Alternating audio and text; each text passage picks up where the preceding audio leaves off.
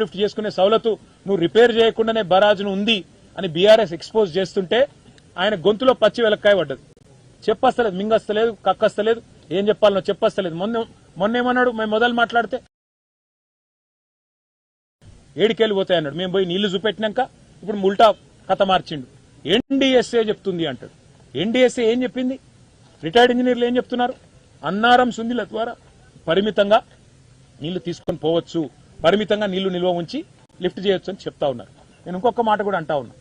ఇవాళ కేంద్ర మంత్రి ఇక్కడ ఉన్నారు, బండి సంజయ్ గారు. నేను వారిని కూడా అడుగుతా ఉన్నా, ఈ ఎన్డీఎస్ఏ ఏంటిది? ఎన్డీఎస్ఏ అది ఎన్డీఎస్ఏ రిపోర్టా, ఎన్డీఏ రిపోర్టా? అది నాకు తెలియక అడుగుతా ఉన్నా.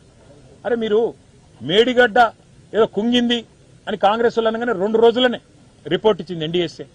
ఏది? అక్టోబర్ 2023లో వితిన్ 48 అవర్స్ రిపోర్ట్ ఇచ్చింది బ్రదర్.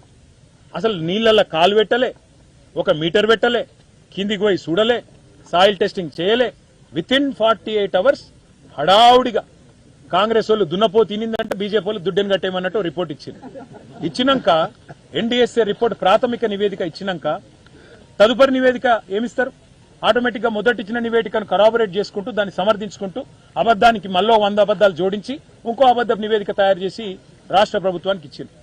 ఆ రాష్ట్ర ప్రభుత్వం ఇలా ఆ శిఖండి లాంటి నివేదికను అడ్డం పెట్టుకుని, బీజేపీని అడ్డం పెట్టుకుని, బీజేపీ ఇచ్చిన నివేదికను అడ్డం పెట్టుకుని డ్రామా చేస్తున్నది. ఎన్డీఎస్ఏ చెప్పేదాకా మేము చేయమంటున్నది. నేను అడుగుతా ఉన్నా బ్రదర్, ఇదే ఎన్డీఎస్ఏ చైర్మన్ గా ఉన్న వ్యక్తి ఆయన ఆధ్వర్యంలో కడుతున్నారు పోలవరం ప్రాజెక్టు. పోలవరం ప్రాజెక్టు 3 సార్లు కొట్టుకపోయింది. ఇప్పటికీ వీళ్ళు కడుతున్న అందమైన ప్రాజెక్టు అక్కడ మాత్రం ఎన్డీఎస్ఏ పోదు. తెలంగాణలో రేవంత్ రెడ్డి ప్రభుత్వం వచ్చినాక ఎస్ఎల్బీసీ టన్నల్ కుప్పగూలింది, 8 మంది చచ్చిపోయిన వర్కర్లు. అక్కడికి ఎన్డీఎస్ఏ పోదు. సుంకిశాల రిటైనింగ్ వాల్ కూలిపోతుంది, 150 కోట్ల నష్టం వస్తుంది, అక్కడికి ఎన్డీఎస్ఏ పోదు. అట్లాగే పెద్దవాగు ప్రాజెక్టు కొట్టుకపోతుంది, అక్కడికి ఎన్డీఎస్ఏ పోదు. వట్టెం పంప్ హౌస్ మునిగిపోతుంది రేవంత్ రెడ్డి వచ్చినాక, అక్కడికి పోదు. సొరంగం కూలిపోయినా బీజేపీ స్పందించదు. బీహార్లో బ్రిడ్జిలు కూలిపోయినా ఎన్డీఎస్ఏ పోదు. గుజరాత్లో డ్యాములు కొట్టుకపోయినా ఎన్డీఎస్ఏ పోదు. కానీ తెలంగాణలో కేసీఆర్ గారు కట్టిన కాళేశ్వరం ప్రాజెక్టు మీద మాత్రం కాంగ్రెస్ బీజేపీ ఇద్దరు అలైబలై చేసుకుని ఇవాళ ఎన్డీఎస్ఏ అనే ఒక శిఖండి సంస్థ రిపోర్టును అడ్డం పెట్టుకుని ఈ డ్రామాలు ఆడుతా ఉన్నారు. నేను మళ్ళీ చెప్తున్నా, ఎన్డీఎస్ఏ అంటే వేరు కాదు, అది ఎన్డీఏ రిపోర్టు.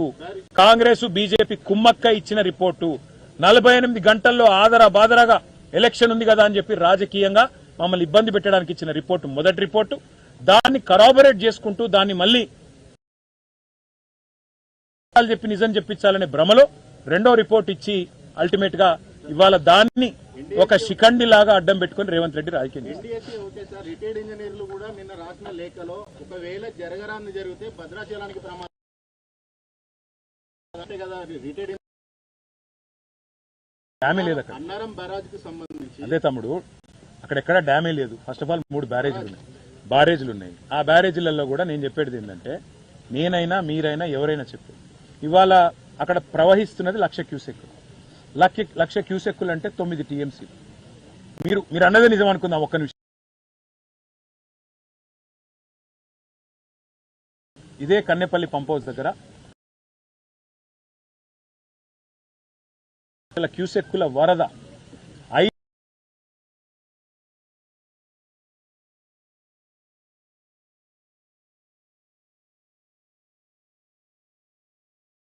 భద్రాచలానికి ఏం కాలే.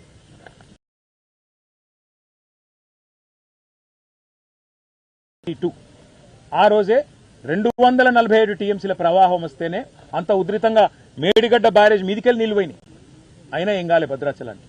ఇలా 9 టీఎంసీల నీళ్లు పోతే భద్రాచలం కొట్టుకపోతుంది అంటే మెడకాయ మీద తలకాయ ఉన్న నవ్వుతాడా? వింటాడా? దాన్ని నేను అనేది అదే, మీకు అర్థం చేసుకోండి మీరు.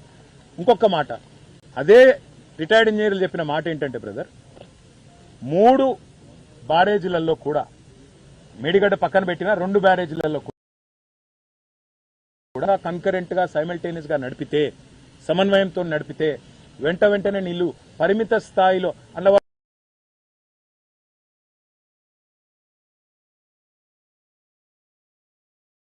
అంత డీటెయిల్ గా చెప్పినాక కూడా నేను వినా చూడా. నాకు రిటైర్డ్ ఇంజనీర్లు చెప్తే వాళ్ళని జైల్లో పెడతా, నాకు ఎల్ నీనో వస్తుందని వాతావరణ శాస్త్రవేత్తలు చెప్తే వాళ్ళకు బెల్ట్ ట్రీట్మెంట్ ఇస్తా, బీఆర్ఎస్ వాళ్ళు చెప్తే వాళ్ళ రక్తం చూస్తా, బీజేపీ ఎంపీ ఈటెల రాజేందర్ చెప్తే ఆయన బీఆర్ఎస్ తో కుమ్మక్కయిందంట. ఎవరిపినా అయినా నేను పట్టిన కుందేలకు 3 కాలంటే ఏం చెప్పాలి మరి ఆయనకు? సార్ మీరు చెప్పింది కరెక్టే.